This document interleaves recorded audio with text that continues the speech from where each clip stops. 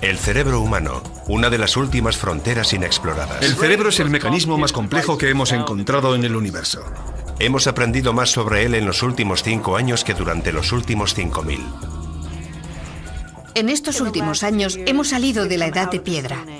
Por primera vez podemos ver lo que ocurre en el cerebro durante las relaciones sexuales. Todos sabemos que el sexo está en la cabeza, así que tiene que suceder algo muy fuerte en el cerebro. ¿Qué hace malvados a algunos cerebros? He escrito una lista de tareas: limpiar el cuarto, dejar de ir con chicas, dejar de matar. ¿Existen las percepciones extrasensoriales? La tecnología está por fin desentrañando los secretos del cerebro. Está explicando por qué nos comportamos como lo hacemos. Está ayudando a los expertos a desarrollar métodos y máquinas para estimular el poder de nuestro cerebro. Y está revelando las habilidades sin explotar que todos tenemos en nuestra cabeza.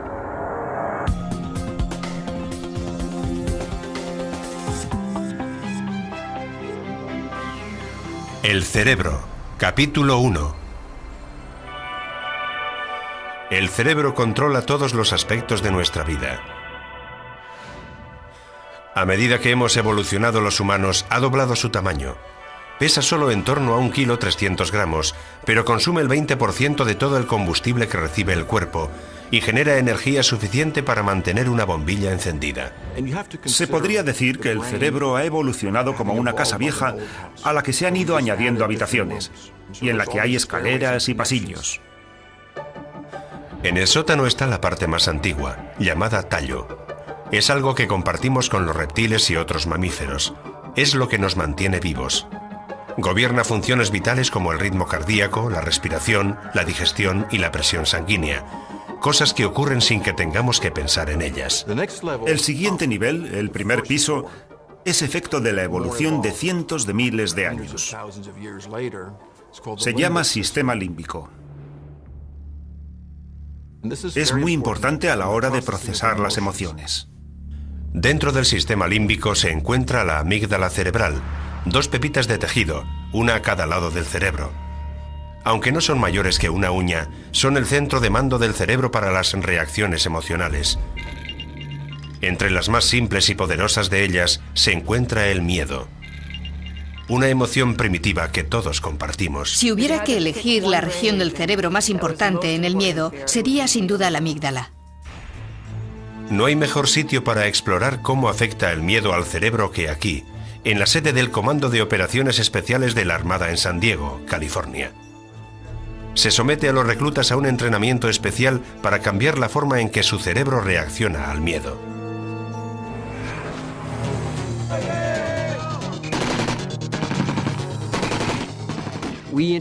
Desde el primer día sumergimos a los estudiantes en el caos más absoluto.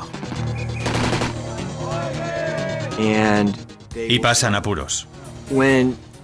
Si estudias los errores históricos cometidos en los campos de batalla, casi siempre están relacionados con el miedo o el pánico. Por eso la capacidad de controlar esos impulsos tiene muchísima importancia. Por término medio de 140 candidatos que inicia cada curso, solo 36 pasan el corte final.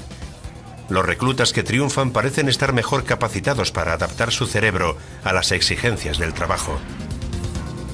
No es necesariamente la gente con mejor condición física la que pasa la prueba. Hay atletas olímpicos que no han superado el entrenamiento. Y hubo un chico de 63 kilos de una granja de Nebraska que jamás había visto el mar que superó el curso. ¿A qué se debe? Para contestar a esa pregunta, la Armada recurre a la neurociencia. Cuando nos enfrentamos al miedo es la amígdala la que responde a la información que envían los sentidos y de forma instintiva aprieta el botón del pánico. La amígdala es una de las regiones del cerebro con más interconexiones. Envía señales a zonas del tallo cerebral que generan respuestas del cuerpo. Empiezas a sudar, el corazón se acelera, puede que te quedes paralizado, puede que salgas huyendo. Este ejercicio, conocido como instrucción con caja con capucha, forma parte de los métodos de entrenamiento y es una de las formas que tiene la Armada estadounidense de preparar a los reclutas para que controlen las señales de la amígdala. Nuestros estudiantes ni ven ni oyen. El instructor prepara una situación. Se les quita la capucha a los estudiantes y deben reaccionar ante dicha situación. Cuando estás debajo de la capucha, piensas en todas las situaciones posibles con las que te puedes encontrar. A veces la respuesta correcta es rápida y letal.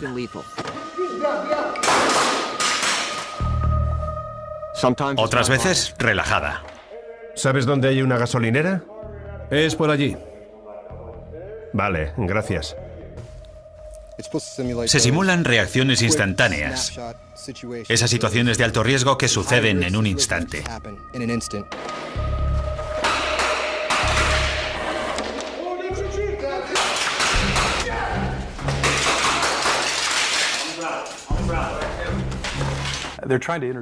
Intentan que aprendas que el pánico debe aparecer cada vez menos en tus actuaciones.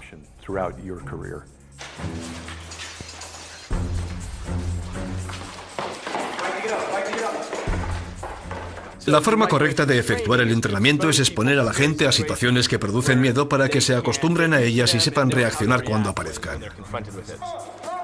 Mediante la continua exposición a situaciones aterradoras, los reclutas aprenden a reprimir el miedo que les podría hacer reaccionar de forma equivocada, provocando que los mataran.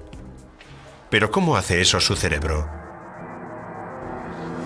Los científicos han descubierto que a medida que los humanos evolucionaban, otra parte del cerebro, llamada corteza cerebral, pasó a participar en el proceso del miedo. La parte del cerebro que más humanos nos hace es la corteza. Si la amígdala es el primer piso, la corteza es el segundo piso del cerebro. Es la capa exterior rugosa y delgada del cerebro, que se divide en 4 grupos de lóbulos. Si desplegamos la corteza cerebral de un mono, tendría el tamaño de un folio. Si desplegáramos la nuestra, tendría el tamaño de 4 folios. Está arrugada porque tiene que caber dentro del cráneo. Los lóbulos frontales corresponden a la zona que está justo encima de nuestros ojos y son las habitaciones más nuevas del cerebro. A medida que los humanos evolucionaban, los lóbulos frontales se convirtieron en el lugar donde se procesan los pensamientos racionales conscientes. Es donde resolvemos nuestros problemas. Los lóbulos frontales son muy interesantes porque son el conductor del cerebro. Sincronizan toda la actividad. Los científicos dieron un gran paso en la investigación del miedo cuando descubrieron que la información de nuestros sentidos circula hasta la amígdala casi al doble de velocidad que hacia los lóbulos frontales. La diferencia de velocidad entre las señales cerebrales supone que a menos que sepamos reaccionar por instinto a una amenaza potencial, nos quedaremos paralizados por el miedo, mientras esperamos a que los lóbulos frontales den con la respuesta adecuada. Cuando el miedo y el pánico aparecen, no sabemos qué hacer. El cerebro se queda petrificado, como un ciervo con los faros de un coche. La amígdala recibe muy rápido las señales del miedo, pero a veces se equivoca. La situación te puede indicar enseguida, no es una situación de miedo, no hay peligro. Estas señales rápidas de la amígdala se pueden controlar de forma gradual. Ahí es donde aparece el entrenamiento de la Armada. Se enseña a los reclutas a minimizar el retraso, generando reacciones rápidas y precisas a las situaciones.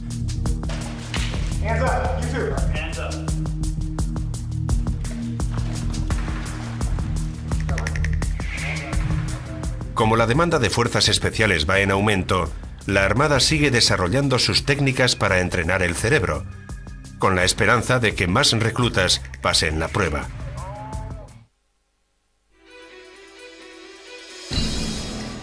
Estamos aprendiendo más sobre el cerebro que en ninguna otra época de la historia, sobre cómo está montado, sobre cómo funciona. Los adelantos científicos sobre el cerebro están ayudando a la Armada a mejorar el entrenamiento de los cuerpos especiales. ¡Todo el mundo agrupado! Ejercicios especiales pueden mejorar las respuestas de su cerebro ante situaciones de combate aterradoras. Pero los candidatos necesitan algo más para hacer frente y superar el miedo aterrador a ahogarse. Los expertos creen que la evolución ha integrado en nuestro cerebro el miedo a quedarnos atrapados bajo el agua. Resulta casi imposible controlar el impulso incontenible del cerebro de salir a la superficie en busca de aire. Por eso los reclutas lo pasan tan mal para superar la prueba de inmersión en la piscina.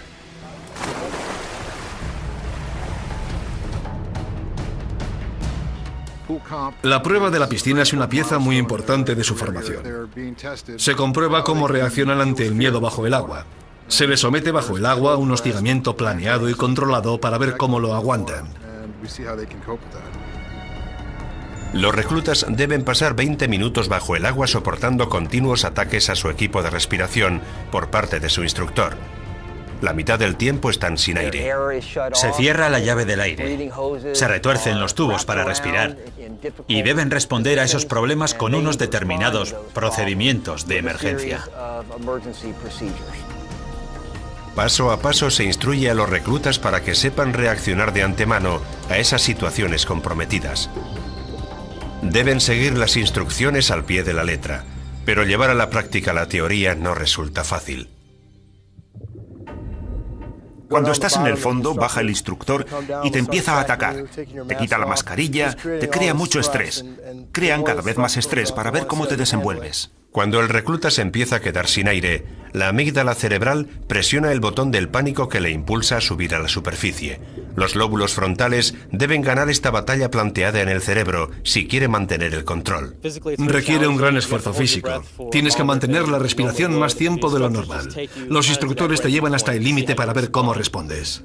En cuanto el candidato consigue desatar los nudos que el instructor ha hecho a su espalda, este le vuelve a atacar una y otra vez. Cuanto más estrés hay, más les interesa saber cómo te las arreglas.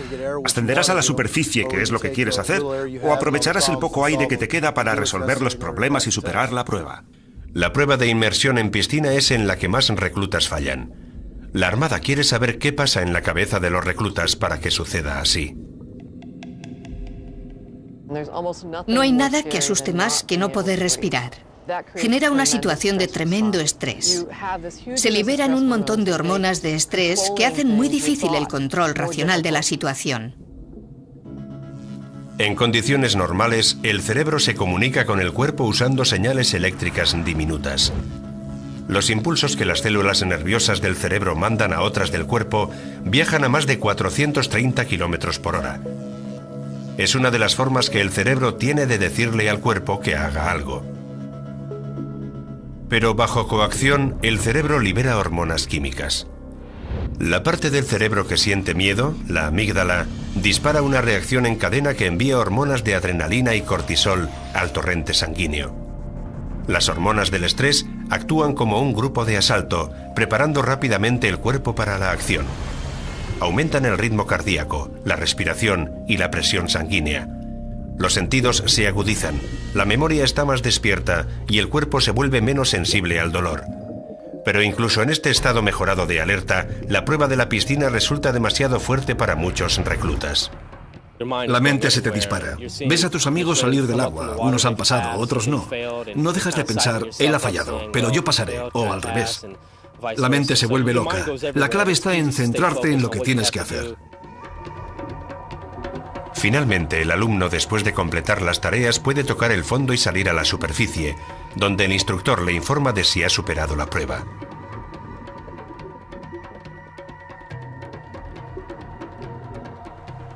¡Estoy bien! Pocos reclutas superan la prueba a la primera. Tienen 4 intentos, y en cada uno se juegan más.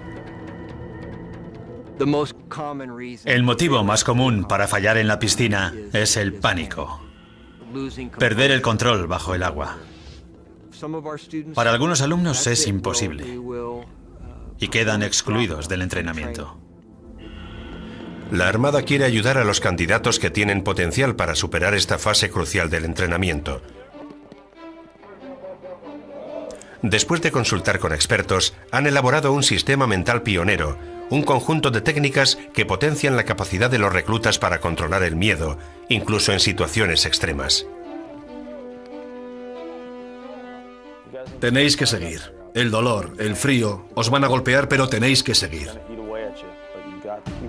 Las técnicas que más nos interesan son las llamadas 4 grandes: fijación de objetivo, ensayo mental, autodiscurso y control de la excitación.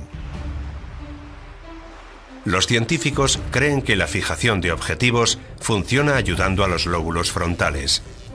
Como supervisores del cerebro, los lóbulos frontales son responsables del razonamiento y la planificación. Concentrarnos en un objetivo concreto permite al cerebro dar forma al caos y mantiene bajo control a la amígdala, el centro emocional del cerebro. Por la mañana al despertar pienso que voy a triunfar hasta el desayuno. En el desayuno digo que voy a triunfar hasta el almuerzo. Luego que voy a triunfar hasta el final de la tarde. Lo divido en pequeños trozos.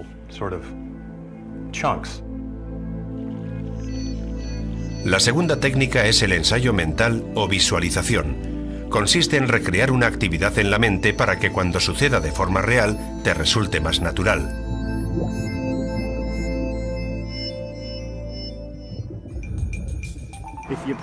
Si primero imaginas y ensayas lo que deberías hacer en esas situaciones estresantes, la primera vez que te encuentres en esa situación de forma real será como si fuera ya la segunda.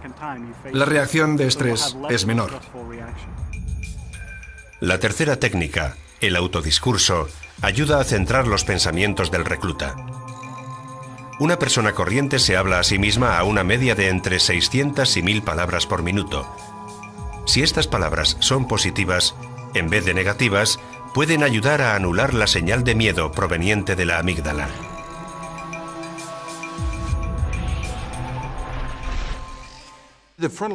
Los lóbulos frontales están siempre funcionando, así que es fácil pensar en que algo es difícil, en que voy a fallar. ¿Qué hago aquí? No he entrenado lo suficiente. De lo que se trata es de reemplazar esos pensamientos negativos por otros positivos. La última técnica, el control de la excitación, se centra en la respiración. Respirar despacio de forma consciente ayuda a combatir algunos de los efectos del pánico.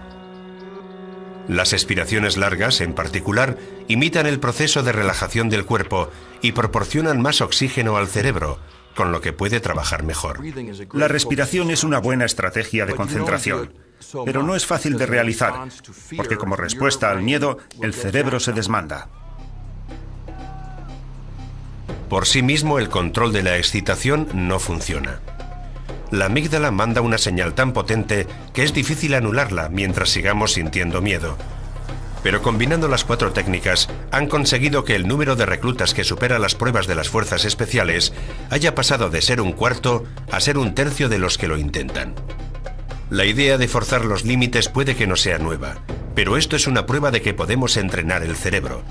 Y ahora la ciencia sabe cómo hacerlo. Está en las tradiciones guerreras más antiguas. Se trata de ir más allá de las dificultades, de donde quiera que creas que están los límites.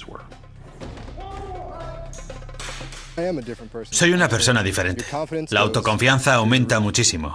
Haces cosas que antes no hubieras imaginado. Pero no es solo en el campo de batalla donde está avanzando el estudio científico del cerebro. También está desentrañando secretos seductores sobre lo que ocurre en el dormitorio. El cerebro ha desarrollado una respuesta al miedo para mantenernos fuera de peligro. Pero también está dotado de un fuerte impulso sexual, para asegurar la supervivencia de las especies. El orgasmo es una de las experiencias más fuertes para los humanos. Así que escudriñar en la mente y descubrir cómo produce el cerebro ese estado de éxtasis resulta emocionante. En Holanda, el neurocientífico Gert Olsteg está abriendo camino en la investigación sobre el sexo. Ha mostrado por primera vez lo que ocurre en el cerebro del hombre y la mujer durante el orgasmo. Hace 15 años era imposible, pero en la actualidad, con las técnicas de neuroimagen, es posible ver lo que sucede. Para averiguarlo, necesita parejas de voluntarios. El hombre o la mujer acceden a que se le inyecte un marcador de oxígeno radiactivo y luego su pareja lo estimula hasta llegar al orgasmo. Mientras esto sucede, mantienen la cabeza en una máquina de imágenes en 3 dimensiones llamada escáner TEP. El escáner TEP mide solo el flujo sanguíneo, mide la cantidad de sangre que va a las diferentes zonas del cerebro. El cerebro tiene muchos kilómetros de vasos sanguíneos. Cuando las células están trabajando, necesitan gran cantidad de sangre cargada de energía y rica en oxígeno. Cuando lo están, necesitan muy poca. Se puede ver qué partes del cerebro están activas durante la eyaculación o el orgasmo. Además de que a los voluntarios les resulta difícil alcanzar el orgasmo en el entorno del laboratorio, hay también un límite de tiempo. La vida media del marcador de oxígeno es de solo 2 minutos. Tiene que resultar difícil alcanzar el orgasmo en esas condiciones. La mayor parte de nuestras relaciones sexuales se realizan en privado, al contrario que la mayoría de los animales. Por suerte, 11 hombres y 13 mujeres consiguieron hacerlo dentro del plazo. Y este experimento innovador reveló una diferencia asombrosa entre la actividad del cerebro masculino y el femenino durante el sexo. El resultado fue sorprendente. Cuando observas el cerebro masculino durante la eyaculación o el orgasmo, ves que se activan varias zonas. Durante el orgasmo masculino, la sangre fluye a borbotones hacia la parte superior del tallo cerebral. Además de ser la parte más antigua del cerebro humano, es la zona que controla la liberación de dopamina en el cerebro. La dopamina pertenece al tipo de hormonas llamadas neurotransmisores. Los científicos saben que la dopamina genera unas sensaciones muy fuertes que nosotros asociamos con el placer.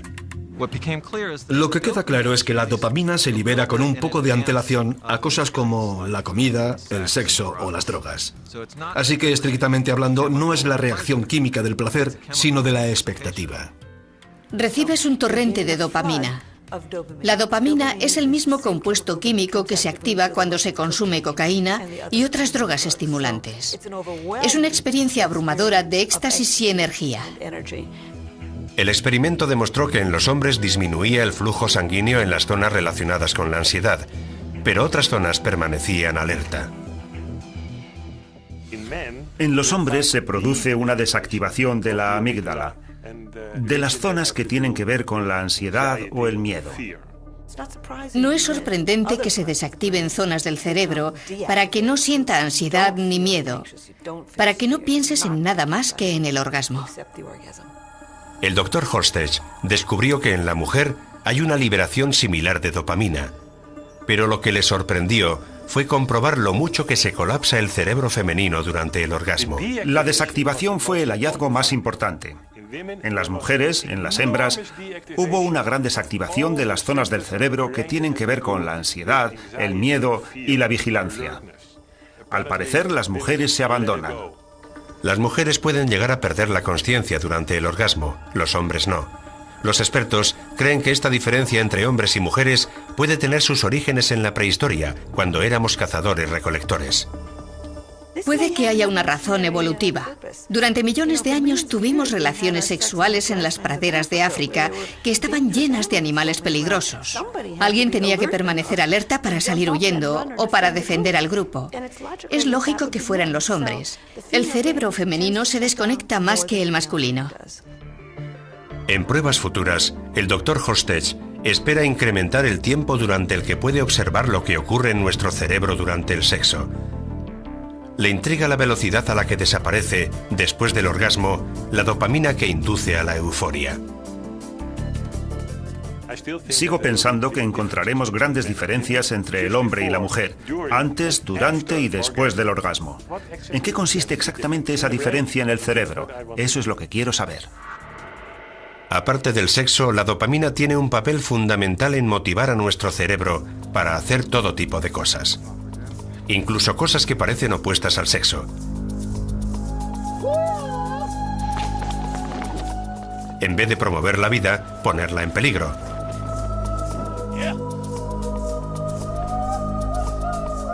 ¿Por qué la búsqueda de placer lleva a estos practicantes del salto base en Moab, Utah, a querer lanzarse por un barranco?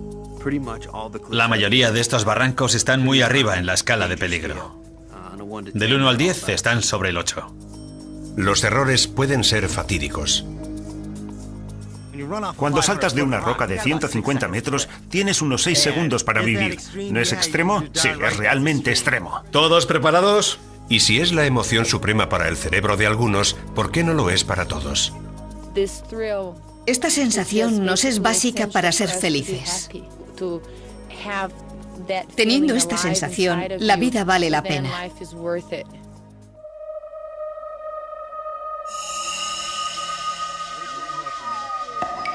Los científicos nos dicen que cuando el practicante de salto base piensa en el salto, su cerebro comienza a liberar dopamina. Al igual que en el sexo, tiene la función de crear expectativas. Pero al contrario que con el sexo, la amígdala no se desconecta. Todo lo contrario, manda señales de miedo. Antes de saltar se me pone la piel de gallina, me sudan las manos y me pasan un montón de pensamientos por la cabeza. La preparación mental gira en torno a qué pasará si se abre mal el paracaídas, si tengo problemas con alguna muletilla. Los saltadores están centrados en el salto y puede que no se den cuenta de que la liberación de dopamina sucede durante todo el proceso. ¿Has comprobado las 3 anillas? Las he comprobado. ¿No está retorcido? Krista Christensen es una novata del salto base. Estoy nerviosa. Mi corazón se está acelerando porque sé que se acerca la hora de saltar. 3, 2, 1. ¡Qué nerviosa estoy! Es diferente a todo lo que he hecho antes, sobre todo para alguien que tiene miedo a las alturas. Krista está nerviosa porque su amígdala, donde alberga su miedo a las alturas, está presionando el botón del pánico ante la visión de una caída de 120 metros.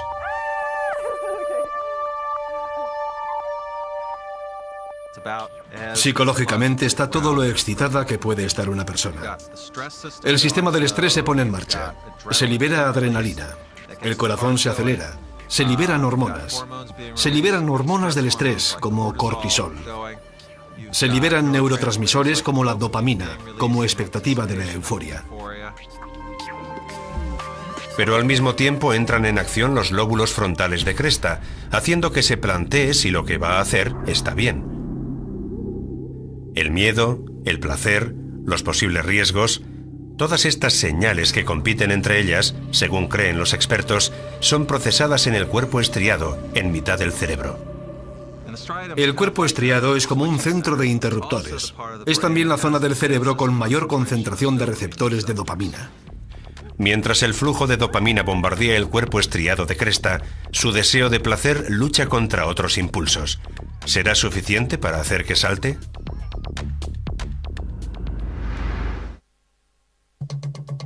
Dentro del cerebro de una novata del salto base hay una batalla para tomar una decisión en la que se puede jugar la vida. ¿Lo arriesgará todo Krista por placer? Okay.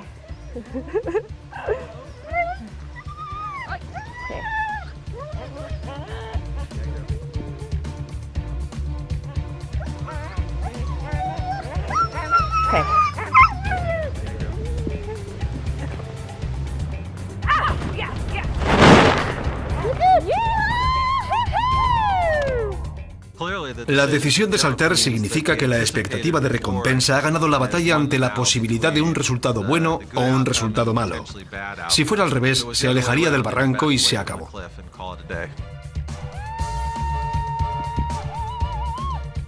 Ha sido fantástico, genial. Subiré a repetirlo, pero antes tengo que recoger.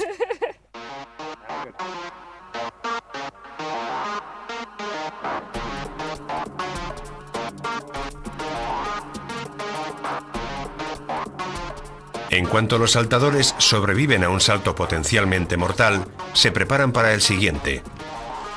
Parece que tienen adicción a buscar sitios nuevos, con peligros distintos y condiciones más difíciles.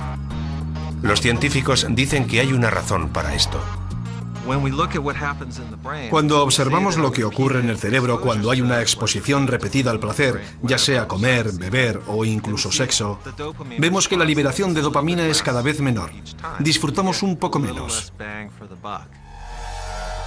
Lo que para los buscadores de emociones significa cambiar por completo de actividad o realizar una conocida corriendo cada vez más riesgos. La novedad es un buen impulsor de dopamina. El salto base mezcla los dos aspectos y maximiza la respuesta del placer. Por eso es tan adictivo. Los practicantes parecen estar de acuerdo. La emoción se mantiene haciendo cosas nuevas y diferentes. Hay gente que lo hace una vez y les parece demasiado peligroso, así que lo dejan.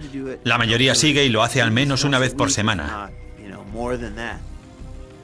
Hay poca gente que abandone el salto base.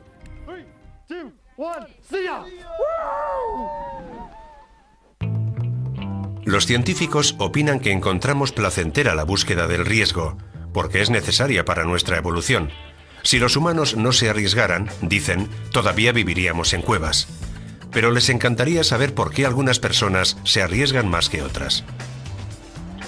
Incluso en situaciones de la vida diaria, como en un restaurante, hay gente que siempre pide lo mismo, y otros que prueban platos nuevos, apostando a que sabrán bien. Los expertos de la Universidad Emory de Georgia se preguntan si los cerebros de algunas personas estarán preprogramados para jugar o correr más riesgos que los de otras. Han pedido a unos voluntarios que practiquen un juego de elegir opciones. El objetivo es evitar recibir una descarga en el pie. ¡Ay! Ha dolido. Cada vez que juegan, los voluntarios deben elegir entre dos opciones. Voy a elegir la primera opción. No quiero recibir una descarga.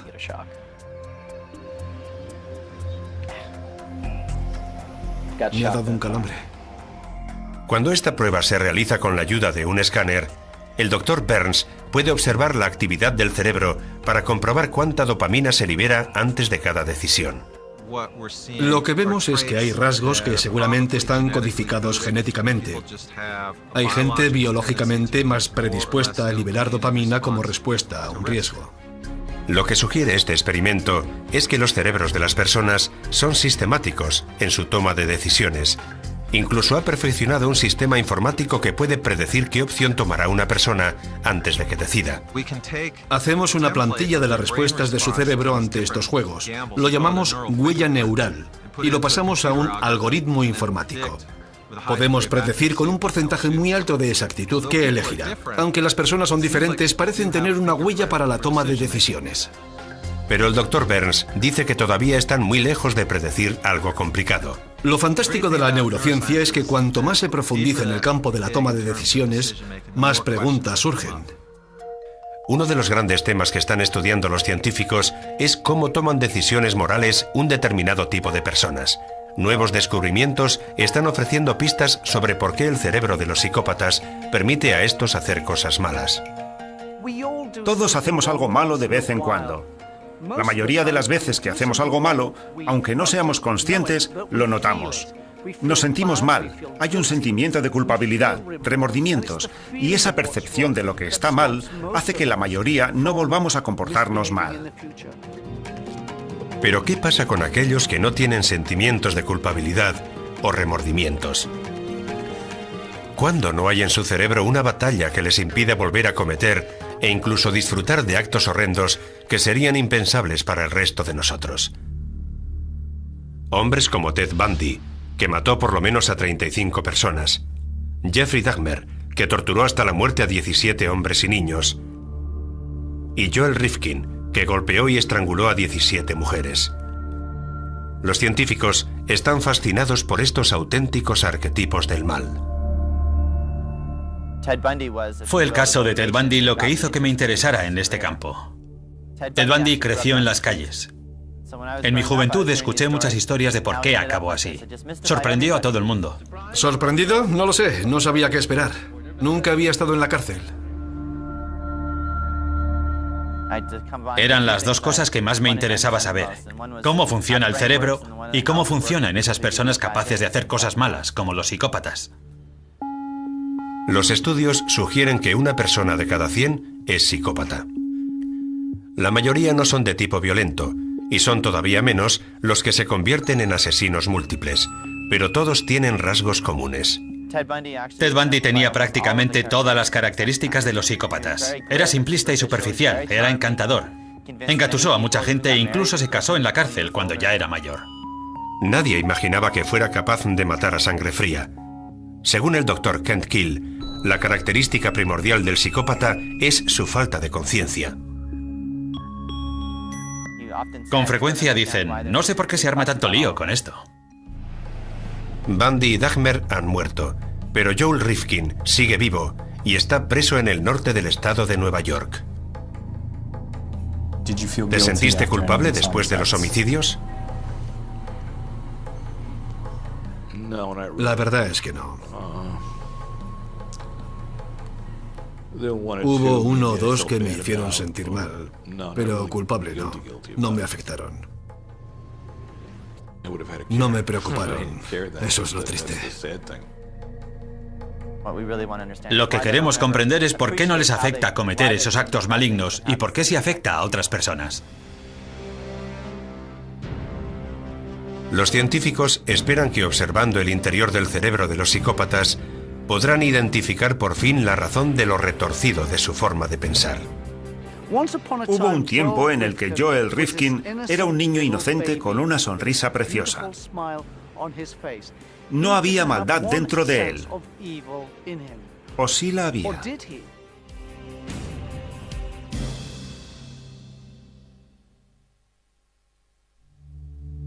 ¿Qué hace malvados a los cerebros?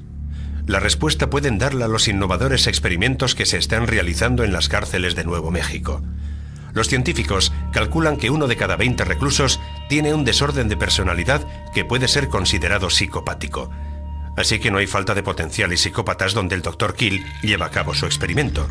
Su propósito es desarrollar tratamientos nuevos, pero para hacerlo necesita saber qué diferencia a esos cerebros. La meta es ayudar a reducir la repercusión que tiene ese desorden no solo en el individuo, sino también en la sociedad. Primero se entrevista a los reclusos para identificar quién muestra inclinaciones psicópatas. Durante la entrevista vamos a recorrer aspectos diferentes de tu vida. Empezaremos por la época del colegio, hablaremos sobre los trabajos, tu familia, tu actividad delictiva. Los psicópatas tienen pautas de comportamiento sorprendentemente similares. ¿De pequeño te metías en problemas? Todo el tiempo. Llevan un estilo de vida nómada, van de un lugar a otro, de relación en relación. Son muy promiscuos, tienen tendencia a meterse en problemas.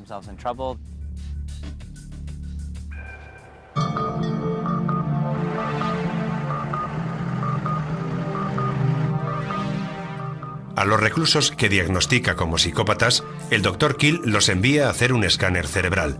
En la primera prueba quiere comprobar cómo reaccionan cuando cometen errores. Hemos escaneado a 300 reclusos. Así que hemos reunido la base de datos de imágenes cerebrales de psicópatas más grande del mundo. Esto es un imán. Ahora no suena mucho, pero luego hará mucho ruido. El escáner usa campos magnéticos y radioenergía para controlar el flujo de la sangre en el cerebro, mientras el interno piensa y reacciona. En este ejercicio vas a ver una sucesión de X y Ks en la pantalla. Quiero que presiones el primer botón cuando aparezca una X en la pantalla, pero no presiones cuando aparezca una K. Entendido.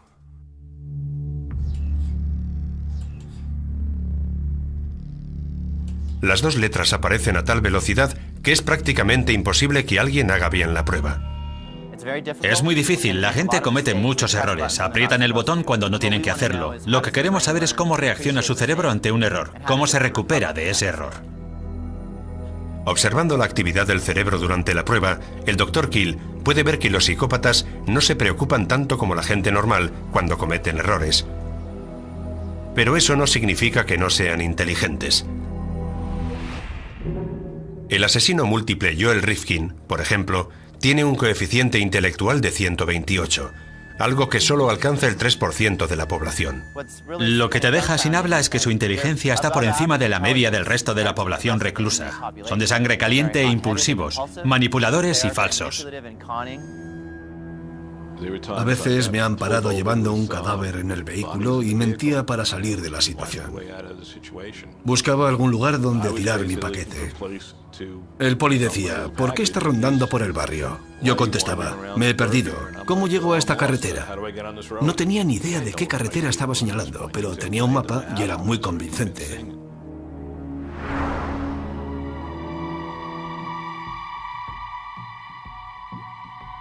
En una segunda prueba se pide a los reclusos de Nuevo México que califiquen el rechazo moral que merecen algunas fotos. Algo inmoral es una acción o una actitud que se considera mala. Debes tomar las decisiones basándote en tu propio sistema de valores morales, no en lo que crees que los demás consideran incorrecto. ¿Comprendes lo que digo? Sí. Bien. Intentamos comprender cómo procesan los internos algo que tiene un valor moral. Queremos saber si hay diferentes sistemas cerebrales que deciden si algo es inmoral o no, y si esos sistemas se han desarrollado de forma normal en los internos psicópatas.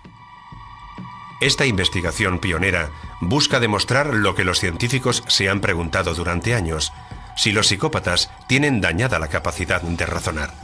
Han descubierto que los lóbulos frontales, la parte más moderna del cerebro, y la amígdala, una de las partes más primitivas del cerebro, no se comunican de forma adecuada.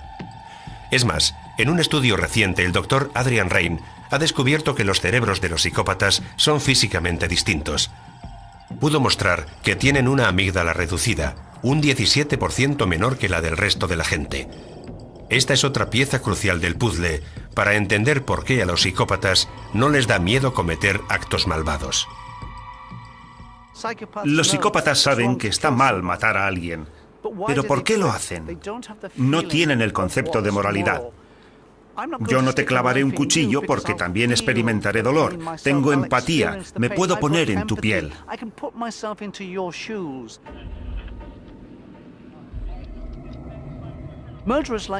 Los asesinos como Joel Rifkin no pueden. Mató a aquellas prostitutas porque no le importa lo que se puede sentir cuando te estrangulan.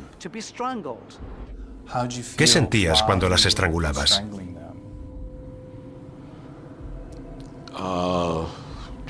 Simplemente me concentraba en hacerlo. No pensaba en mucho más. Rifkin cometió tantos asesinatos que al final era inevitable que lo cogieran. Pero ¿qué pasa con el resto de los psicópatas? Ese 1%. ¿Por qué no acaban en la cárcel? La investigación del Dr. Rain ha señalado la diferencia que hay en los cerebros de los psicópatas de guante blanco, aquellos que solo piensan en birlar los ahorros a la gente. Tienen la amígdala más pequeña, pero parece que se comunica con normalidad con los lóbulos frontales. Su capacidad de empatía es menor, pero tienen capacidad mental para ser buenos mentirosos y engañar. Los psicópatas de éxito muestran buena capacidad como directivos, buena capacidad de planificación, buena capacidad para manipular y controlar. Son personas muy despiertas y tienen un buen control del estrés.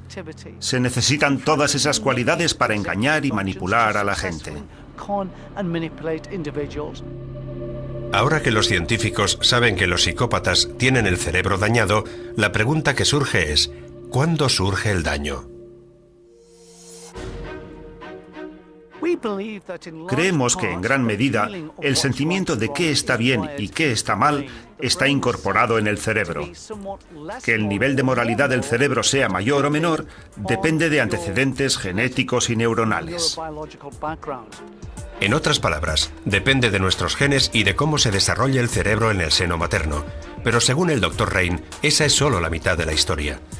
Por supuesto, no se puede descartar el entorno. Es el 50% de la ecuación.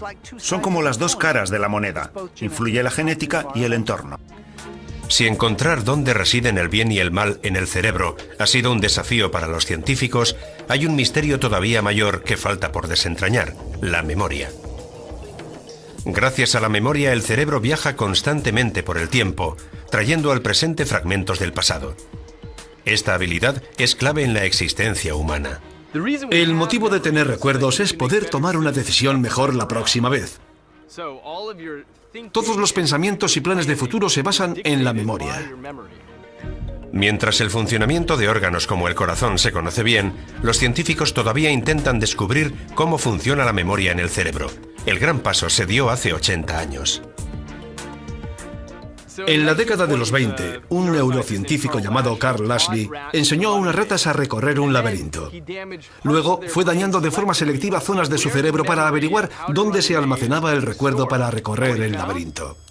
Descubrió que no se almacena en ningún lugar en particular. Es un sistema muy complejo, muy intrincado.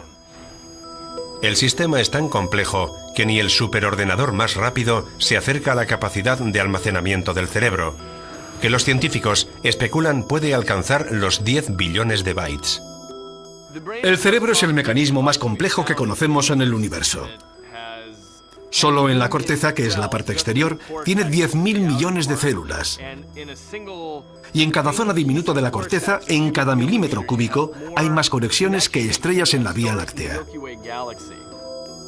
Esas conexiones hacen que el cerebro sea capaz de almacenar y recuperar cantidades enormes de datos de formas sorprendentes. Quizá una de las más sorprendentes es lo que se denomina memoria fotográfica. En neurociencia, cuando intentamos comprender la visión y la memoria, nos fascina la gente con memoria fotográfica. Tienen una memoria excepcional, pueden recordarlo todo. El artista británico Stephen Wiltshire tiene esta capacidad extraordinaria. Puede recordar paisajes urbanos complicados y reproducirlos con precisión asombrosa. Para su siguiente dibujo ha subido a la parte superior del puente de la torre para ver Londres a vista de pájaro. Solo necesita permanecer allí unos minutos, ya que afirma que su memoria visual de la escena no desaparece. Estoy mirando los edificios y los rascacielos. Me gusta estar aquí unos 20 minutos. Se me queda fijado en la memoria. Comprender cómo funciona la memoria ayuda a apreciar lo increíble que es la habilidad de Stephen. La visión se procesa en la parte posterior del cerebro, en los lóbulos occipitales o corteza visual. Dos ojos proporcionan un campo visual de unos 200 grados. Puede detectar 2.300.000 gamas de colores. Los expertos calculan que envían al cerebro 72 gigabytes de información por segundo, el equivalente a 18.000 canciones en un iPod. De vuelta en el estudio, el cerebro de Stephen pinta lo que ha visto. Utiliza varias áreas del cerebro. Sus lóbulos parietales, en particular, trabajan para controlar su visión espacial y la coordinación mano-ojo. Comparando el dibujo con el paisaje, comprobamos lo asombrosamente preciso que es. En poco más de una hora, ha recreado el paisaje. Este cuadro se venderá por $4.000. El talento de Stephen es casi sobrehumano, pero su habilidad tiene un precio.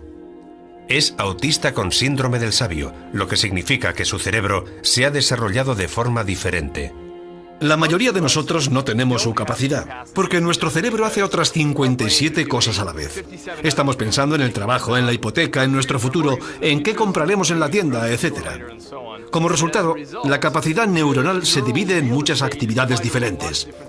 En los cerebros con síndrome del sabio, toda la capacidad se centra en una cosa, como resolver un cubo de Rubik o tocar el piano. Como resultado, tienen déficits en otros aspectos de la vida, por ejemplo, en su capacidad para socializar. Genios como Leonardo da Vinci, Mozart y Monet tenían una memoria increíble, y se especula con que también fueran autistas. Mientras algunos cerebros pueden recordar prácticamente todo lo que ven, otros no pueden recordar prácticamente nada. ¡Por Dios, usa tu inteligencia! Bienvenidos a la vida de Clive Whiting, el hombre con el peor caso de amnesia del mundo. ¿Qué hemos hecho antes de sentarnos en el banco? Ni idea. Pese a todo lo que hemos aprendido sobre el cerebro, todavía nos queda mucho por descubrir. Quedan muchas preguntas sin contestar sobre el cerebro, y son sorprendentemente simples. ¿Cómo se almacenan los recuerdos? ¿Cómo se reconstruyen? ¿Por qué duerme y sueña el cerebro? ¿Qué es inteligencia? ¿Por qué tiene la gente habilidades y talentos diferentes? ¿Cómo percibimos el mundo? ¿Cómo representa el tiempo el cerebro?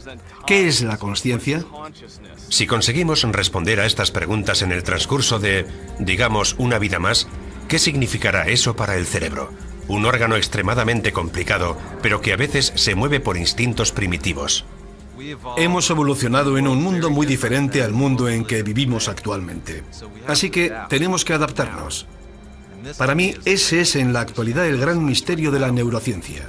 Saber cómo vamos a adaptar nuestro cerebro al siglo XXI y a los venideros.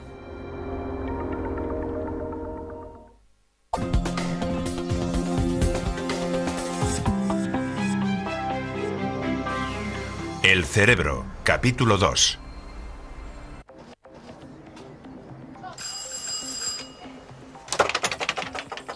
¡Hola! Clive Wearing ha visto a su mujer varias veces a lo largo del día de hoy. Sin embargo, cada vez que se la encuentra, es como si la viera por primera vez. Clive padece el peor caso de amnesia del mundo. Su margen de memoria es como mucho de 30 segundos. ¿Qué hemos hecho antes de sentarnos en este banco? Ni idea. ¿Conoces ese edificio? No. ¿Lo habías visto antes? No.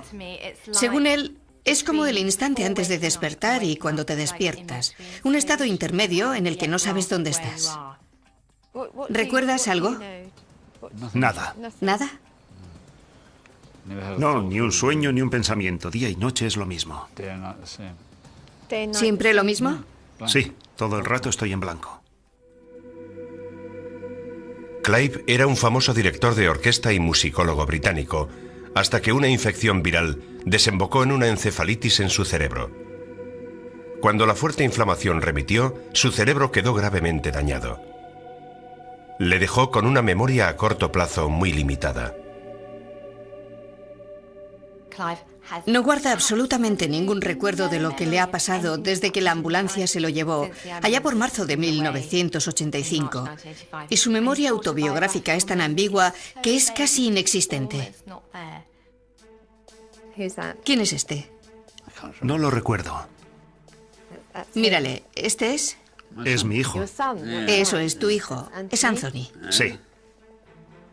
Y estos son sus hijos. ¿Sus hijos? Sí. Ah, ya lo entiendo. Ahora ya son mayorcitos. Los recuerdos se reparten por todo el cerebro, pero hay una zona clave para el proceso de almacenamiento y recuperación: el hipocampo, que está dentro del sistema límbico. Esto lo sabemos porque sin el hipocampo no se crean nuevos recuerdos. En el cerebro existen al menos 3 tipos de memoria, aunque básicamente se dividen en memoria a corto y largo plazo. La memoria a corto plazo es, por ejemplo, si te digo mi número de móvil y lo tienes que recordar unos segundos antes de marcarlo. La memoria a largo plazo comprende los recuerdos de tu infancia, el colegio y lo que has hecho hoy. Todo eso se almacena en la memoria a largo plazo. Lo que le pasa a Clive es que tiene un margen de memoria a corto plazo muy escaso. No es capaz de trasladar los recuerdos recientes a la memoria a largo plazo. No puede grabar la actividad a corto plazo en la estructura física de su cerebro. Los neurólogos que examinan a Clive han detectado graves daños en su hipocampo. Creen que eso es lo que le impide a su cerebro almacenar recuerdos. Clive Wearing padece amnesia anterógrada y retrógrada. No es capaz de aprender cosas nuevas, pero también le cuesta recordar cosas viejas. Básicamente esto afecta a su capacidad de recordar información a voluntad. Veamos lo que sucede cuando su mujer le pregunta a qué se dedica su hijo.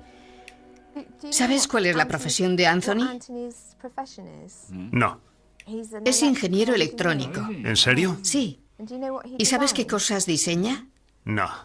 Piénsalo. Me temo que no tengo ni idea. Motores para coches. Ah, motores para Sí, coches. motores para coches eléctricos. Me parece una gran idea. Sí, Así los motores de gasolina dejan de emitir gases contaminantes. eso es. ¿Verdad que sí? Sí, los motores normales contaminan mucho. Es verdad. ¿Conoces a alguien que diseñe motores para coches eléctricos? No.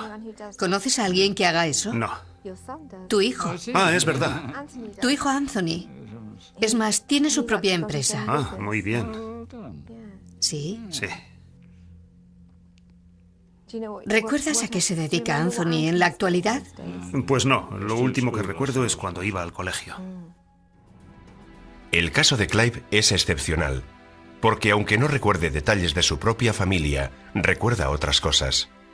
El hecho de que conserve también su capacidad de lenguaje demuestra que la memoria que procesa el habla y el sistema de construcción de las palabras se almacena en una zona diferente a la de la memoria episódica, donde se guardan los recuerdos de lo que has hecho en la vida.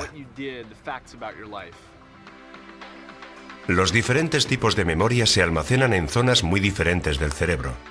Los expertos creen que la memoria del lenguaje podría situarse en uno de los lóbulos temporales, el que alberga la capacidad de habla y sonidos, en el lado izquierdo del cerebro. Lo más asombroso es que Clive aún puede tocar el piano. La memoria que procesa su capacidad de tocar el piano en el lado derecho del cerebro está intacta.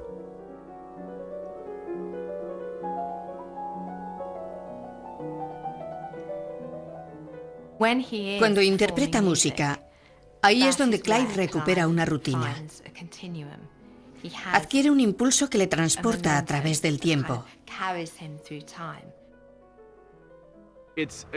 Es la prueba de que los diferentes tipos de memoria ocupan zonas muy delimitadas. ¿Sabes en qué mes estamos? No. Estamos en abril. Abril. Abril. El mes que viene es tu cumpleaños. Sí. Hoy Clive parece optimista, pero no siempre fue así. Jamás había visto esta condenada cosa. Usa tu inteligencia. Este era Clive en 1988. Llevaba 3 años amnésico y se sentía furioso y frustrado. Los primeros 10 años, Clive vivió en un mundo en el que repetía unas pocas cosas constantemente por la ansiedad, el miedo, el pánico que le producía esta situación. Cada nuevo instante que se sentía despierto se empeñaba en recogerlo por escrito. Era tan obsesivo que hasta lo escribía en la mesa, en la pared, sobre cualquier superficie disponible. ¿Cómo crees que ha llegado ahí? No lo sé, no recuerdo nada. Es tu letra. ¿Y yo qué sé? No recuerdo haber escrito nada. Tienes que haberlo escrito tú. Las páginas de su diario están llenas de exclamaciones y palabras tachadas. Pero con el tiempo su ira se apaciguó. Al cabo de 14 o 15 años empezó a cambiar. Empezó a recordar las cosas más tiempo. Su carácter mejoró. Débora atribuye este cambio a su fe y sus plegarias. Los científicos tienen su propia explicación. Sabemos que el cerebro cambia físicamente. Lo llamamos maleabilidad. Está constantemente reescribiendo sus propios circuitos. Los niños tienen un cerebro extremadamente maleable. Por eso tienen tanta facilidad para aprender nuevos idiomas o tocar instrumentos musicales. Lo que hemos descubierto ahora es que el cerebro humano adulto es mucho más maleable de lo que creíamos antes. Cuando una persona sufre daños cerebrales, otras zonas del cerebro pueden entrar en funcionamiento y asumir las funciones defectuosas. Débora se preguntaba si Clive necesitaba su diario. Cada vez que repasaba el texto de días, semanas o incluso meses antes y veía que había escrito lo mismo una y otra vez, se alteraba mucho. Así que dijimos, bueno, se lo quitamos y a ver si lo echa de menos. Ante la sorpresa de todos, después de 23 años escribiendo su diario cada día, Clive no lo reclamó. Al parecer se había pasado la necesidad compulsiva de registrar cada instante. Los científicos han aprendido mucho acerca de la memoria estudiando el caso de Clive, pero también han obtenido valiosa información sobre otras funciones cerebrales que contribuyen a la identidad de una persona. Se suele decir que los recuerdos forjan nuestro carácter, pero comprobé que no es así. Gracias a Dios el carácter de Clive está intacto. ¿Te apetece un café? Oh, me encantaría, sería estupendo. Sabía que te gustaría. Es simpático y también muy piadoso. El camino hacia el cielo en la tierra.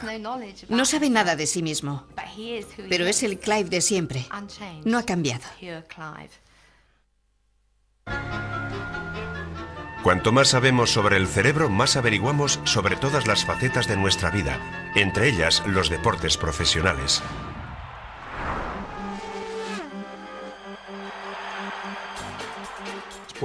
El rendimiento deportivo está en el cerebro, pero no siempre ha sido así. Durante buena parte de la historia del deporte, la gente no tuvo en cuenta el cerebro. Un atleta era bueno si tenía una buena definición muscular y mucha coordinación. Tan solo en los últimos 10 años hemos comprendido que el 50% del rendimiento deportivo y la mayor parte del rendimiento de élite están relacionados con el funcionamiento del cerebro. Ahora los atletas conocen la importancia de su cerebro en su rendimiento profesional. El 90% está en la mente. Es un juego duro y para desarrollarlo hay que controlar muy bien la mente.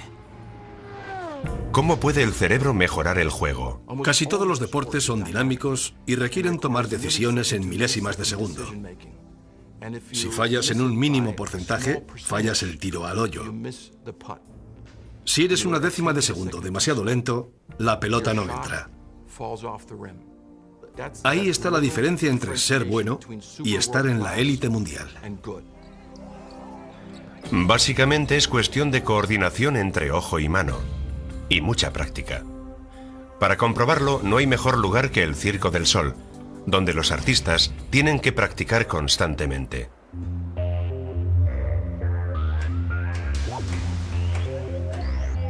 Utilizamos nuestros lóbulos frontales para aprender a llevar a cabo una actividad, pero la zona del cerebro que más se beneficia de la práctica es el cerebelo, en la parte posterior.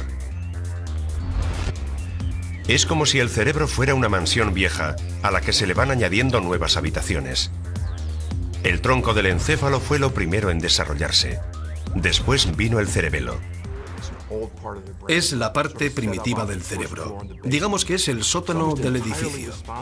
Es el responsable del movimiento, la compleja secuencia de los movimientos. El cerebelo emite señales a las 100.000 millones de células nerviosas de nuestro cuerpo, que a su vez dicen a los músculos lo que tienen que hacer. El lóbulo frontal controla la actividad, pero casi siempre se inhibe y permite al cerebelo y al resto del cerebro que se impliquen en ese comportamiento que se ha llevado a cabo una y otra vez.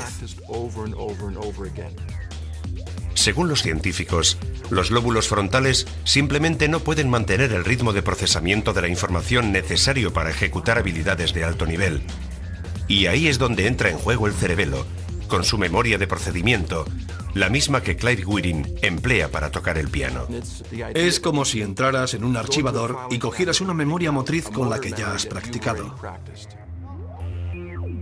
Ahora los expertos saben por qué la práctica perfecciona la acción. Cuando más se practica, el cerebelo sabe mejor qué nervios y músculos debe accionar. En psicología deportiva hay quien dice que se necesitan 10.000 horas de práctica para alcanzar el nivel de capacidad pericial. Semejantes niveles de capacidad pueden crear una memoria dentro del propio músculo que conduzca una secuencia de contracciones y relajaciones, pero el cerebro sigue siendo esencial. Si hay daño cerebral, la actividad es mínima. Por supuesto, se necesita un cuerpo intacto, una fisiología que funcione bien. En baloncesto es mejor ser alto. En hípica es mejor ser bajo. Pero todos esos atletas tienen un cerebro que han de sincronizar con la actividad deportiva. Pero aparte de la práctica y de tener el cuerpo adecuado, el cerebro desempeña otro importante papel en el deporte. Imaginémonos un halterófilo que intenta levantar un montón de peso. Tiene que estar muy musculado. Los Navy SEALs utilizan técnicas de respiración para calmarse, mientras que los atletas necesitan modificar su nivel de excitación. Los científicos deportivos denominan este proceso excitación modulada. La excitación modulada es como el mando del volumen del cerebro. De nuevo es la amígdala en el sistema límbico la que controla nuestra respuesta emocional. En este caso nos mentaliza para competir. En un estado anterior de evolución, el hombre debía prepararse mentalmente para la caza.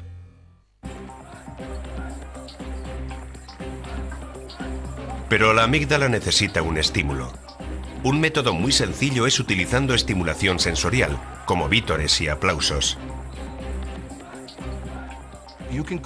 Se puede controlar externamente mediante ruido o abofeteando a una persona. ¿Y por qué?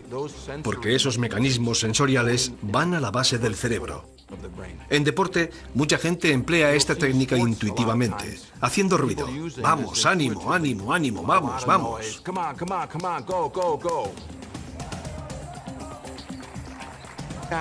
Los atletas tienen que colocarse en sus puestos cuando empieza el partido. Están en el nivel correcto de excitación, porque el baloncesto es un deporte de contacto. Hay que empujar, hay que luchar por conseguir los rebotes. Es como un simulacro de guerra.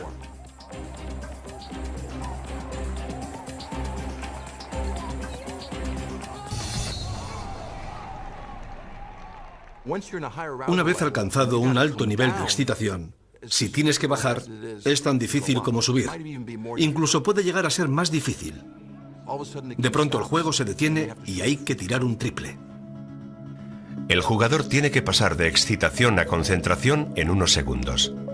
Dentro del cerebro del jugador, los lóbulos frontales deben amortiguar rápidamente la respuesta de la amígdala para serenar las emociones, relajar el cuerpo, respirar más lento y bajar los latidos del corazón, de modo que tenga más probabilidades de encestar. Esto es duro porque el cuerpo del jugador puede estar demasiado excitado.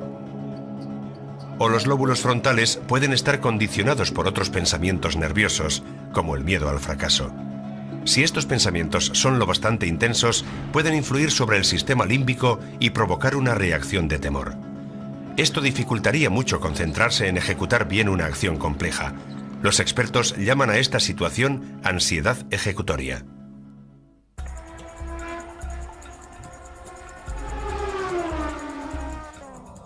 La ansiedad ejecutoria es el mayor culpable de un escaso rendimiento deportivo. El atleta de éxito mantiene un control total sobre esto. Es difícil bajar el ritmo cardíaco y concentrarse en lo que tienes que hacer, porque es todo tan caótico que lo único que quieres es correr todo lo que puedes, pero necesitas relajarte y mantener la calma. Aléjate de la línea ancha, Graham, aléjate de la línea ancha. Si uno falla, las consecuencias pueden ser funestas. Si en un momento dado te falla la concentración, lo más probable es que te choques. Aquí se alcanzan velocidades de 350 km por hora. A esa velocidad puede pasar cualquier cosa, y si te das contra el muro, el golpe va a ser muy fuerte.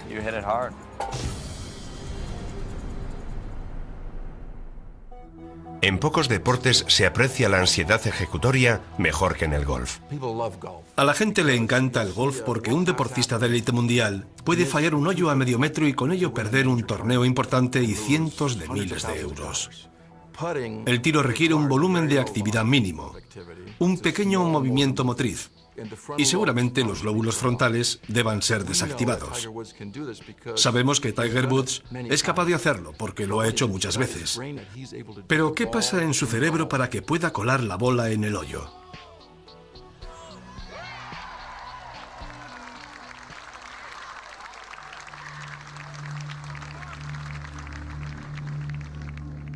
Lo que hemos descubierto es que el cerebro puede ayudarte a realizar una actividad deportiva con éxito o te puede ayudar a fracasar. Y creemos que Tiger Woods ha encontrado una forma de tener éxito la mayor parte de las veces por su capacidad para modular su propio funcionamiento cerebral. Los científicos no pueden escanear el cerebro de Tiger Woods cuando está en acción. Para ello tendría que estar tumbado sin moverse, con lo que no podría jugar al golf. De modo que tienen que hacer conjeturas lógicas. Parpadea muy poco durante un tiro. Por eso creemos que su nivel de ansiedad es muy bajo. Normalmente el parpadeo está relacionado con la ansiedad. De modo que está muy relajado, casi en un estado de adormecimiento, a un nivel de sopor. Sin embargo, es capaz de concentrarse lo suficiente en su tarea.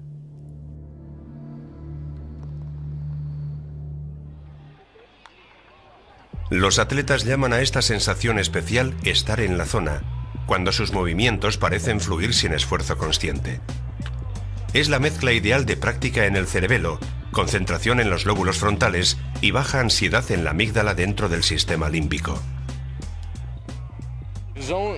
Es muy difícil estar en la zona. Siento que si puedo controlar mi respiración y bajar el ritmo al máximo, también bajan los latidos de mi corazón. Cuando eso sucede soy totalmente consciente de todo y mis 5 sentidos trabajan de forma óptima. Los expertos creen que el cerebro se concentra tanto que de algún modo puede bloquear o pasar por alto cualquier estímulo superfluo. Cuerpo y cerebro trabajan en perfecta sincronía. Los atletas y la gente en general quieren estar en la zona. El objetivo es que todo se dirija a realizar una tarea. Y si se consigue, pueden pasar cosas extraordinarias. Se obtiene una gran claridad de ideas y lucidez para tomar decisiones. Cuando alcanzo ese momento, todo a mi alrededor va a cámara lenta. Controlo mis ideas, controlo mi mirada, controlo los pensamientos que me pasan por la mente. Y eso a su vez me da las mayores probabilidades de éxito.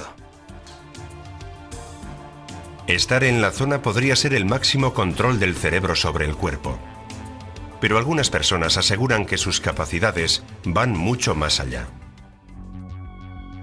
Me arrastran hacia aquí. La idea de que el cerebro tiene un sexto sentido. Y me dicen que hable de de Staten Island o... Allí es donde vivimos. Voy a decirle exactamente lo que me está mostrando. Usted cruza el puente y pasa el peaje y coge la primera calle larga hacia la izquierda. Ahí es donde vivo. Bien.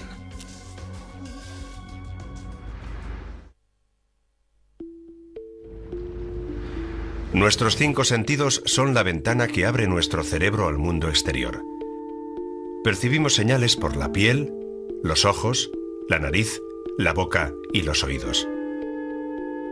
Las diferentes zonas del cerebro interpretan esta información sensorial como tacto, vista, olfato, gusto y oído. Pero ¿y si hubiera un sexto sentido? Un sentido que permitiera a nuestro cerebro leer la mente de otras personas, predecir hechos o comunicarse con los muertos. Pese a que solo 1 de 4 norteamericanos asegura creer en la percepción extrasensorial, tan solo un puñado de científicos admite esta posibilidad. El doctor Dean Redding investiga fenómenos paranormales en el Instituto de Ciencias Noéticas del Norte de California. Según su teoría, nuestro cerebro podría albergar ciertas capacidades extrasensoriales, aunque nosotros lo llamaríamos de otra forma. La gente suele hablar de una corazonada instintiva que a menudo se pone de manifiesto mientras conducimos. Tengo la sensación de que hay algo malo más allá de la curva, y lo más habitual es que nos venga un coche en la otra dirección. Por eso hemos aprendido a hacer caso a nuestro instinto. Es como si nos fijáramos en algo que va a suceder dentro de unos segundos. Otra sensación es que nos están observando, que es un efecto bastante frecuente. Normalmente son las mujeres las que se sienten observadas por un hombre desde algún lugar. También existe la telepatía telefónica. Sin mirar la identificación de llamada, hay gente que sabe quién les llama en cuanto suena la primera señal. Y en esos casos no se trata de una persona que llama siempre, sino de alguien que no llama nunca. Estos son ejemplos de cómo se producen estos fenómenos en la vida cotidiana. Mueva la mano un poco. Sí. Es muy buena señal. Bien, creo que ya podemos empezar.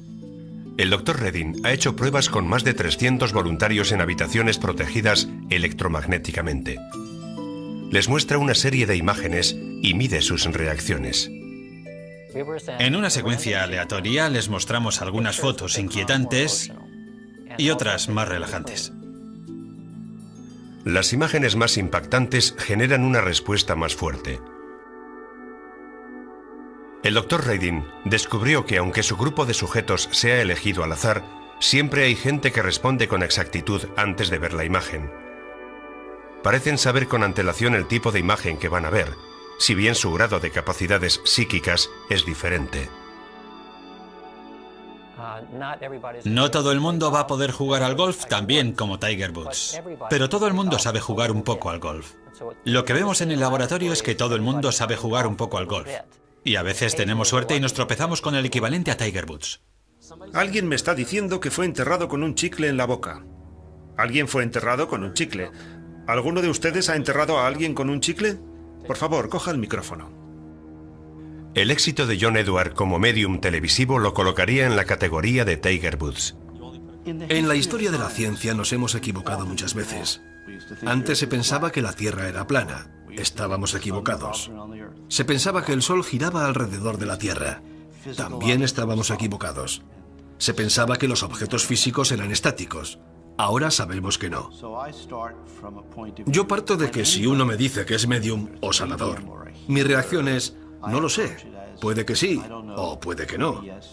Muéstreme los datos. Yo estoy abierto. ¿Solo le puso un par de pastillas? Sí. Su antigua secretaria mascaba el mismo chicle, así que lo enterramos con él. ¿Un par de pastillas?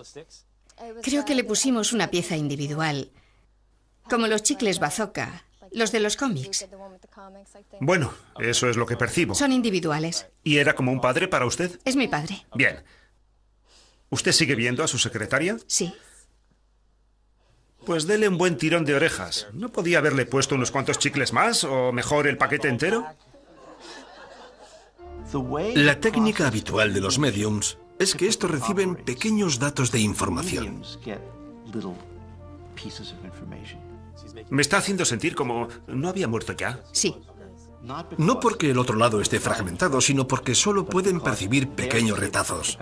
Es como tener poca cobertura en el móvil y escuchar el mensaje de forma entrecortada, un poquito por aquí, otro poquito por allá. Me suelen preguntar, ¿dónde están? ¿Cómo lo hace? Y yo les digo, bueno, ¿dónde está Internet? El sitio existe, pero no se puede viajar allí con el cuerpo físico. Necesitas un conducto, algún tipo de conexión para llegar allí. En cierto modo te tienes que conectar. ¿Alguien tiene una rana de plástico? Me arrastran hacia aquí. Bueno, los de este lado estáis seguros. ¿Los de ahí? No. Cuando entro en contacto, me arrastran a una zona del plató, hacia un grupo concreto de personas. Mi sobrino me pidió una rana de plástico para Navidad. Su papá fue quien murió. ¿Su papá murió antes de Navidad? Sí. Cuando percibo algo, no lo escucho con mis oídos. Noto como si oyera algo fuera de mí, pero lo que oigo es un pensamiento. John es uno de los pocos médiums que accedió a someterse a pruebas científicas en la Universidad de Arizona. Le vamos a colocar una gorra con 19 electrodos. Con John Edward llevé a cabo 3 pruebas. Cada una era más controlada que la anterior. La más controlada consistía en dotar a los médiums y a los voluntarios con sus respectivos electroencefalogramas y electrocardiogramas. Una forma de abordar el estudio es el médium leyendo la mente del voluntario y el médium leyendo la mente del fallecido. Para ello se registra la actividad cerebral y el ritmo cardíaco del médium y al mismo tiempo se registra el cerebro y el corazón del voluntario.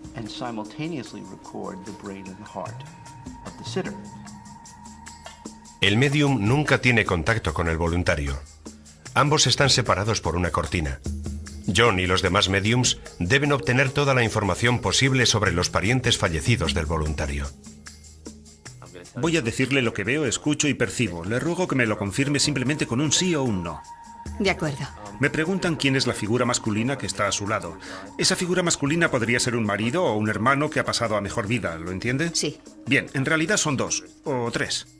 En más de una ocasión he estado con gente y no he percibido nada. No ha habido ninguna reacción.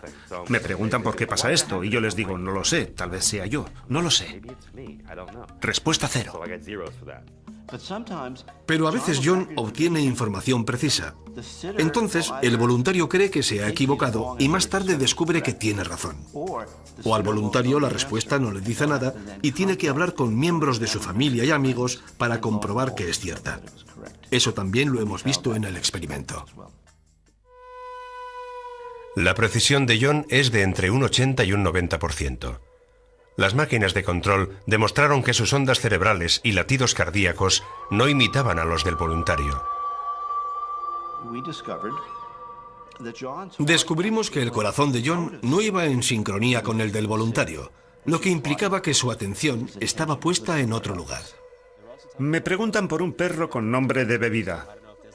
Es mi perro Jagger. ¿Jagger? Sí, sí. Parece que necesita un buen baño. Sí, ahora huele bastante mal. Según los experimentos de laboratorio que he realizado con John, llego claramente a la conclusión de que es un auténtico medium.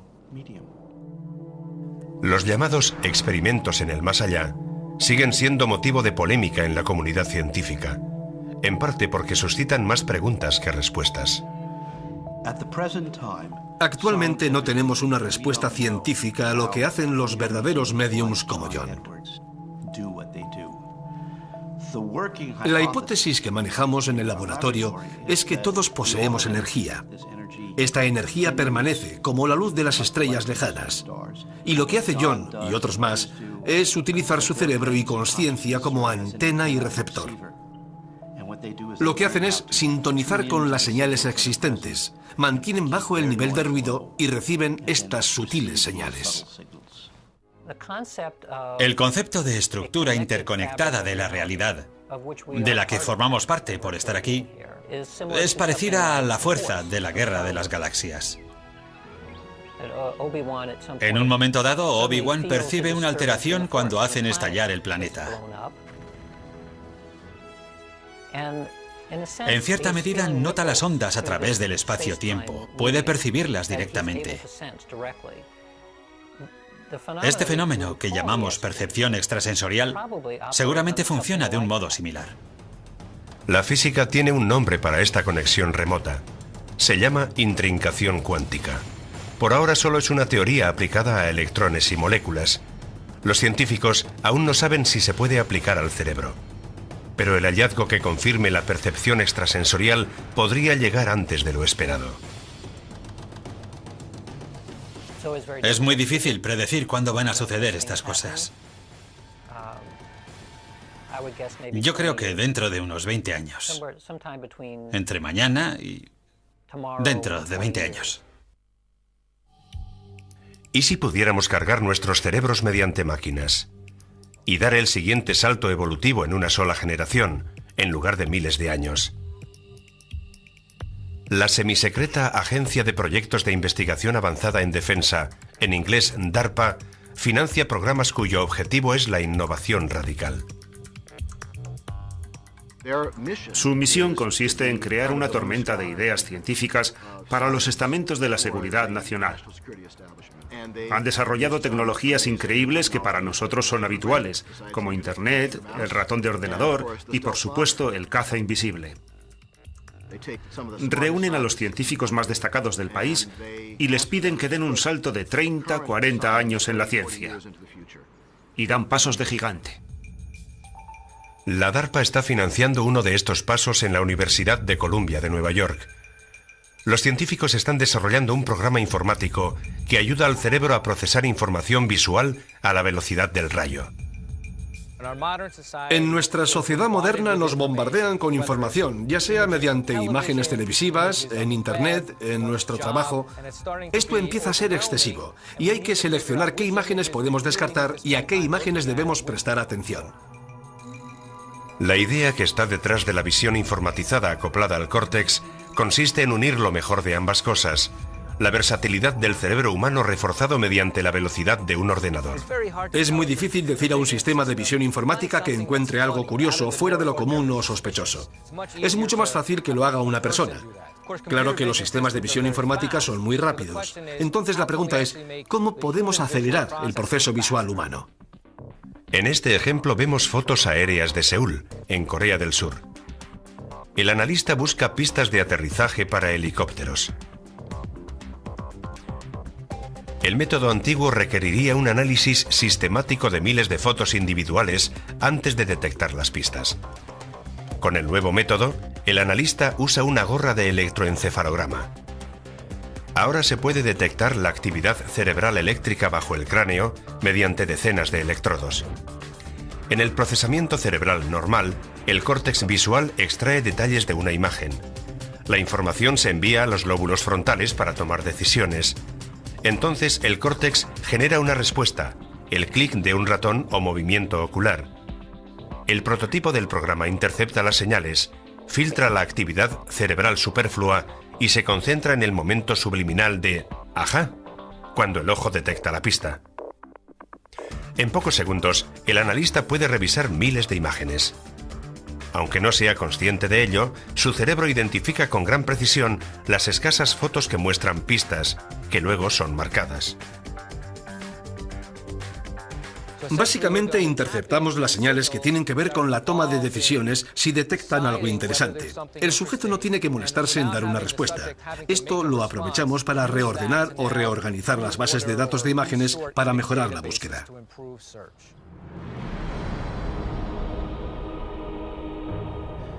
Esta tecnología de visión mejorada ayuda al analista de imágenes a trabajar hasta 4 veces más rápido. Se podría adaptar para ayudar a los pilotos a tomar mejores decisiones en fracciones de segundo.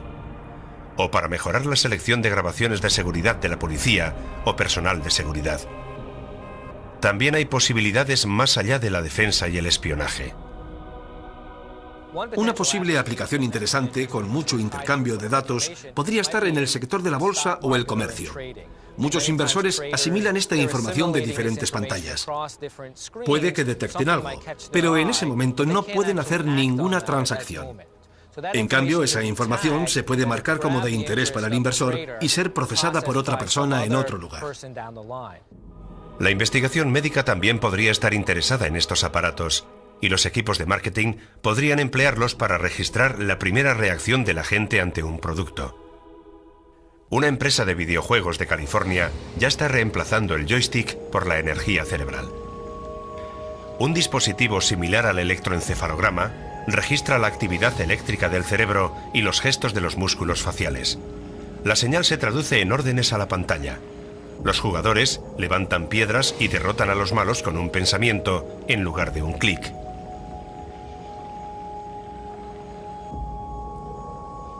Las futuras posibilidades del implante de asistentes de datos personales es delirante.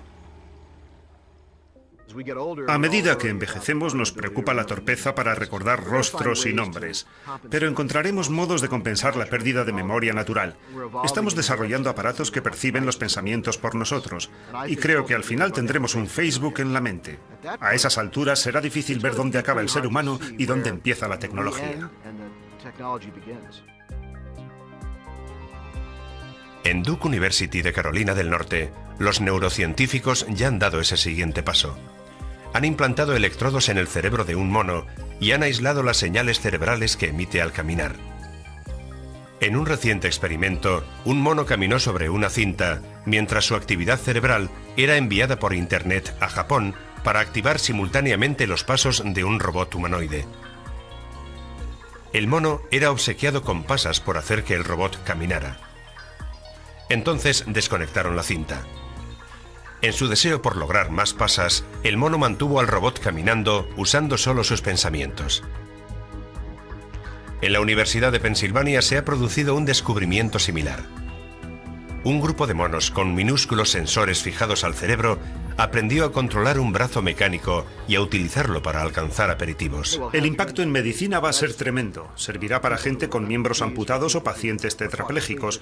Les otorgará la capacidad de mover brazos y piernas ortopédicos, lo que les permitirá trabajar en su entorno como nunca lo habían hecho antes. ¿Podría suponer una esperanza en el futuro para gente como Clive Quinn, cuyo daño cerebral le impide procesar nuevos recuerdos? No recuerdo haberme sentado en este sitio, no lo sé. Se están realizando experimentos con ratas. Tal vez algún día se pueda crear un hipocampo sintético para los seres humanos.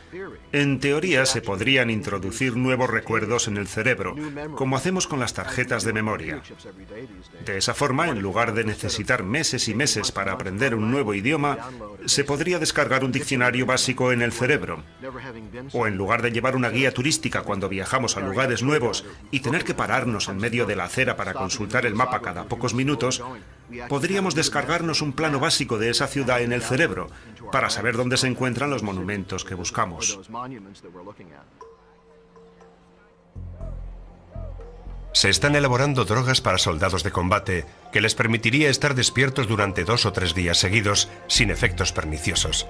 Se cree que unas nuevas sustancias químicas llamadas ampaquinas ayudan al glutamato, un neurotransmisor, a rendir mejor en un cerebro fatigado. Esto mejoraría la memoria, el aprendizaje y el conocimiento. Podrían acabar siendo de uso diario. Tradicionalmente la falta de sueño te inclina a cometer errores. Creo que seremos capaces de solucionar este problema. Los obreros que trabajan en turnos de noche podrían prescindir del sueño y rendir muy bien. O los estudiantes que preparan exámenes. O gente que viaja a otras zonas horarias por motivos de trabajo. En un futuro cercano, los científicos esperan perfeccionar el escáner cerebral portátil. Unos diodos de luz, colocados en una banda, reflejan la luz sobre los lóbulos frontales para detectar actividad cerebral. Esta información se podría introducir en un dispositivo del tamaño de un mazo de cartas. En lugar de estar quieto en una gigantesca máquina de resonancia magnética, los portadores podrían ver lo que les pasa por la mente cuando practican un deporte, por ejemplo. Seremos capaces de leer la mente de superatletas como Federer, Agassi o Tiger Woods y comprobar que no necesariamente son diferentes en anatomía, pero funcionalmente difieren en su modo de procesar la información. También se puede aplicar esta nueva tecnología para ayudar a los atletas a mejorar su rendimiento o aprovecharlo al máximo. Esta tecnología todavía está en sus comienzos. Desde hace menos de 20 años su uso está muy extendido. Si lo comparamos con los más de 100 años de uso de los rayos X, el límite es nuestra imaginación. Las imágenes que obtenemos actualmente del cerebro, aunque parezcan impresionantes, son muy vastas. Son bastante generales, pero se podría llegar a obtener imágenes más profundas del cerebro, con un granulado más fino, prácticamente a nivel molecular. Estaría bien. Creo que esa es la próxima frontera del escáner cerebral. Hemos aprendido mucho acerca del cerebro, pero aún nos queda mucho por descubrir. Quedan muchas interrogantes en torno al cerebro, y son sorprendentemente sencillas.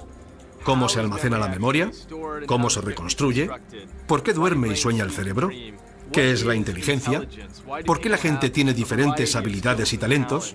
¿Cómo percibimos el mundo? ¿Cómo representa el cerebro el tiempo? ¿Qué es la conciencia? Si logramos responder a estas preguntas en el curso de la próxima generación, ¿qué implicaría esto para el cerebro? Un órgano tan complejo, pero a menudo guiado por instintos tan primitivos. Hemos evolucionado en un mundo muy diferente al mundo en el que hoy vivimos. Ahora tenemos que adaptarnos. Para mí, este es el gran misterio de la neurociencia. ¿Cómo vamos a adaptar nuestro cerebro al siglo XXI y más allá?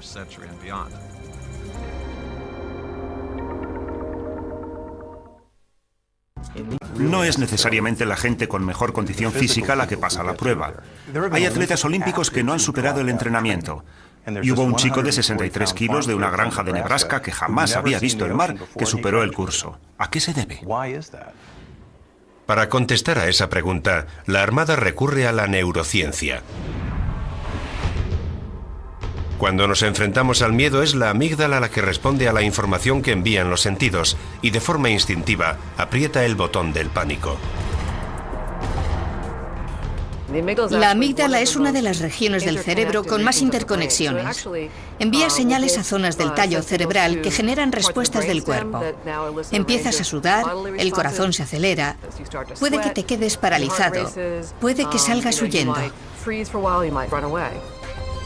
Este ejercicio, conocido como instrucción con caja con capucha, forma parte de los métodos de entrenamiento y es una de las formas que tiene la Armada estadounidense de preparar a los reclutas para que controlen las señales de la amígdala. Nuestros estudiantes ni ven ni oyen. El instructor prepara una situación. Se les quita la capucha a los estudiantes y deben reaccionar ante dicha situación.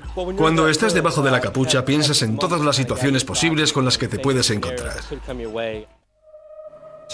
A veces la respuesta correcta es rápida y letal.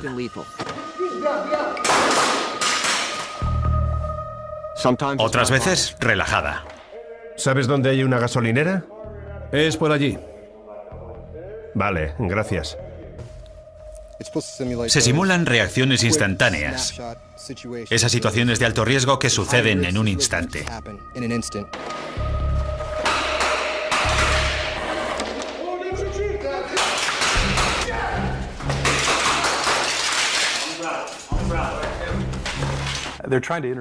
Intentan que aprendas que el pánico debe aparecer cada vez menos en tus actuaciones.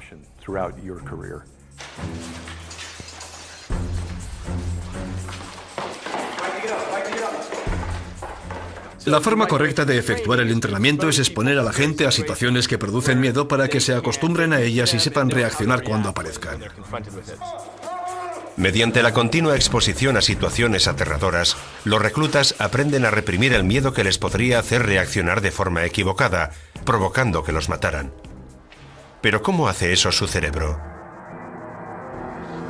Los científicos han descubierto que a medida que los humanos evolucionaban, otra parte del cerebro, llamada corteza cerebral, pasó a participar en el proceso del miedo. La parte del cerebro que más humanos nos hace es la corteza. Si la amígdala es el primer piso, la corteza es el segundo piso del cerebro. Es la capa exterior rugosa y delgada del cerebro, que se divide en 4 grupos de lóbulos.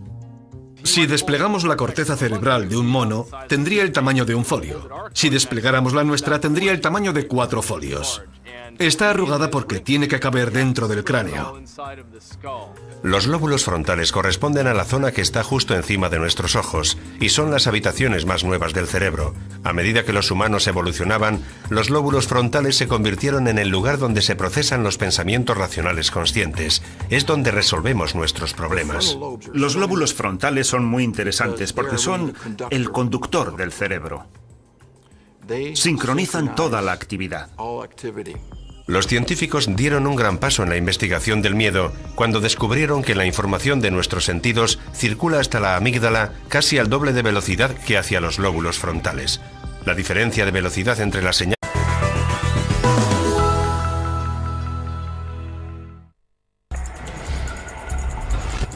El cerebro humano, una de las últimas fronteras inexploradas. El cerebro es el mecanismo más complejo que hemos encontrado en el universo. Hemos aprendido más sobre él en los últimos 5 años que durante los últimos 5000. En estos últimos años hemos salido de la edad de piedra. Por primera vez podemos ver lo que ocurre en el cerebro durante las relaciones sexuales. Todos sabemos que el sexo está en la cabeza, así que tiene que suceder algo muy fuerte en el cerebro. ¿Qué hace malvados a algunos cerebros? He escrito una lista de tareas: limpiar el cuarto, dejar de ir con chicas, dejar de matar. ¿Existen las percepciones extrasensoriales? La tecnología está por fin desentrañando los secretos del cerebro. Está explicando por qué nos comportamos como lo hacemos. Está ayudando a los expertos a desarrollar métodos y máquinas para estimular el poder de nuestro cerebro. Y está revelando las habilidades sin explotar que todos tenemos en nuestra cabeza.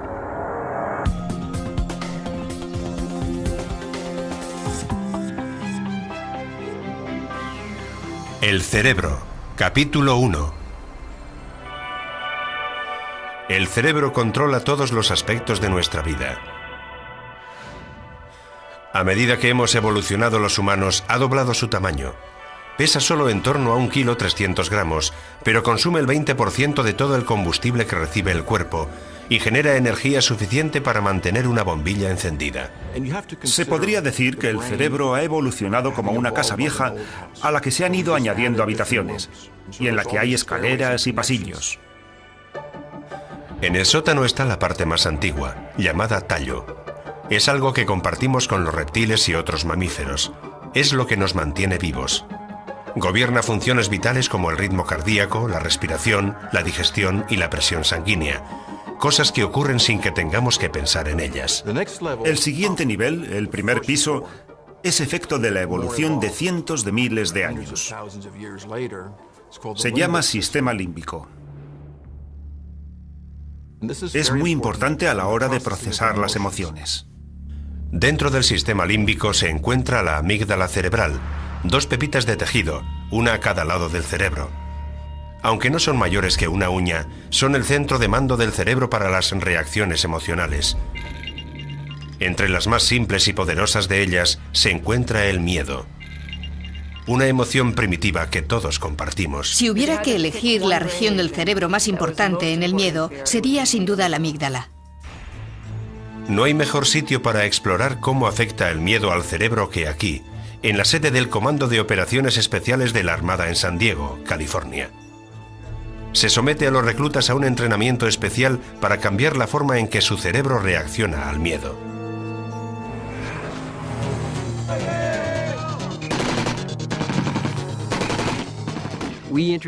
Desde el primer día sumergimos a los estudiantes en el caos más absoluto. Y pasan apuros. Si estudias los errores históricos cometidos en los campos de batalla, casi siempre están relacionados con el miedo o el pánico. Por eso la capacidad de controlar esos impulsos tiene muchísima importancia. Por término medio de 140 candidatos que inicia cada curso, solo 36 pasan el corte final. Los reclutas que triunfan parecen estar mejor capacitados para adaptar su cerebro a las exigencias del trabajo. Señales cerebrales supone que a menos que sepamos reaccionar por instinto a una amenaza potencial, nos quedaremos paralizados por el miedo, mientras esperamos a que los lóbulos frontales den con la respuesta adecuada. Cuando el miedo y el pánico aparecen, no sabemos qué hacer. El cerebro se queda petrificado, como un ciervo con los faros de un coche. La amígdala recibe muy rápido las señales del miedo, pero a veces se equivoca. La situación te puede indicar enseguida, no es una situación de miedo, no hay peligro. Estas señales rápidas de la amígdala se pueden controlar de forma gradual. Ahí es donde aparece el entrenamiento de la Armada. Se enseña a los reclutas a minimizar el retraso, generando reacciones rápidas y precisas a las situaciones.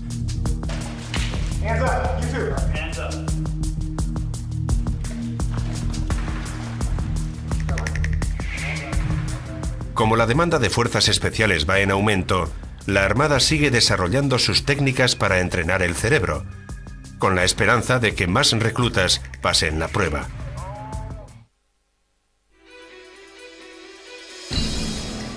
Estamos aprendiendo más sobre el cerebro que en ninguna otra época de la historia, sobre cómo está montado, sobre cómo funciona. Los adelantos científicos sobre el cerebro están ayudando a la Armada a mejorar el entrenamiento de los cuerpos especiales. ¡Todo el mundo agrupado! Ejercicios especiales pueden mejorar las respuestas de su cerebro ante situaciones de combate aterradoras. Pero los candidatos necesitan algo más para hacer frente y superar el miedo aterrador a ahogarse. Los expertos creen que la evolución ha integrado en nuestro cerebro el miedo a quedarnos atrapados bajo el agua. Resulta casi imposible controlar el impulso incontenible del cerebro de salir a la superficie en busca de aire.